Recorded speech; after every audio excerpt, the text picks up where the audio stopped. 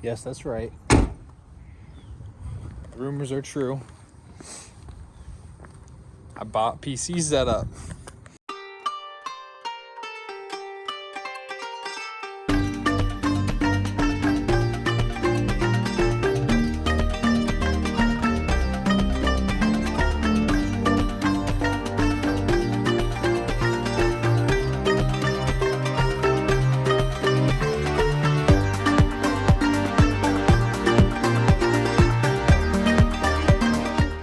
All right.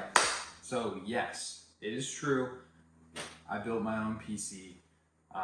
Honestly, a ton of people are doing it. It's a very popular hobby, I would say, especially among PC gamers and creatives. But I think the appeal, at least for me, for building my own PC is it's just something that is a little bit technical and a little bit challenging if it's your first time doing it. And the reward is awesome because you get a custom computer that you invested your own time and energy into and kind of configuring it in exactly the way that you want to run and do the things that you want to do. Not only was it a cool and fun project to complete, which is not quite done yet, but it basically will enable me to get out there and do all of the cool like 3D modeling, animation, game design, game development, and gaming with high frame rates. And for me, at least, it's just a lot of fun. And I really enjoyed putting this together so far, and I can't wait to finish it and show you all exactly what went into this build. First, I'll start with the motherboard because the motherboard is basically the base for how the entire thing runs. It's the interface for all the components of the PC. And I went with the MSI Mag B650 Tomahawk Wi-Fi. The whole goal, or part of the goal, was to build a PC with a solid amount of performance that's going to allow me to do all the things that I want to do, while also not generating or not using so much power in order to do it. And so that was the point in getting my particular CPU, which is the AMD Ryzen 9 7900. I also went with an NVIDIA GPU, which is probably the more well-known brand, and I went with the GeForce RTX 4070, which is, again, one of the newest cards. It's also a card that requires a little less power than many of the other competitors out there. So both of my main processing units in my PC build didn't require as much power to run, which I thought was super neat. The RAM, I chose a 2x16 gigabyte configuration for a total of 32 gigabytes of RAM.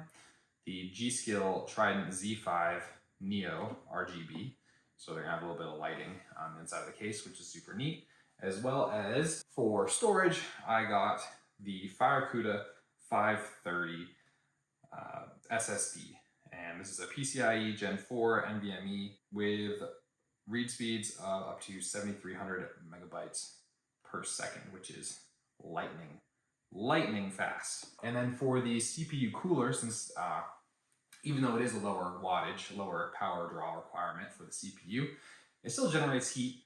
And in order for it to perform at its optimum and also be able to overclock, if I wanted to, really stress out the chip and run some really computationally intensive loads, then I need cooling. And so the cooling I have is just the one that comes with the processor, which is the Wraith Prism. And I've heard it does a great job.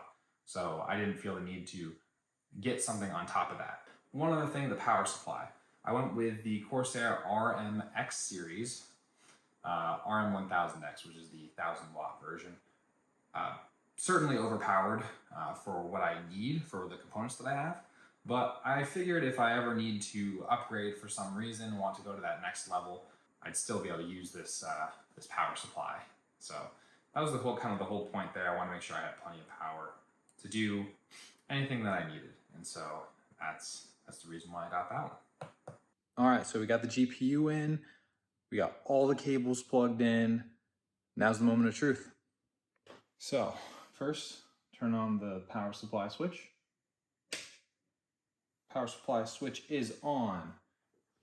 Now the PC power button, 3, 2, 1. Hey, we have lights, we have spinning. The fact that I'm not getting anything on the computer is pretty concerning though. So something might not be plugged in right. All right, so it didn't work. Gonna troubleshoot and come back. So all I did basically is I took out the PSU, which is the power supply, just kind of made sure all the connections were good to go. I made sure that the CPU power connections were good to go on the motherboard side. And then I basically swapped out the monitor. So I decided to go with a different monitor, different HDMI cable. I'm not sure what it was, but it worked. So we've got a post. So I kind of moved this over to my counter here. I've got the keyboard, and there's our BIOS. So I'm super excited. I can't wait to get Windows installed on this and really get this going. Honestly, super excited. I was pretty stressed when it didn't post right the first time, but like I said, not too difficult to do for yourself if this is something that you want to do. I hope you enjoy the video and stay tuned for more content.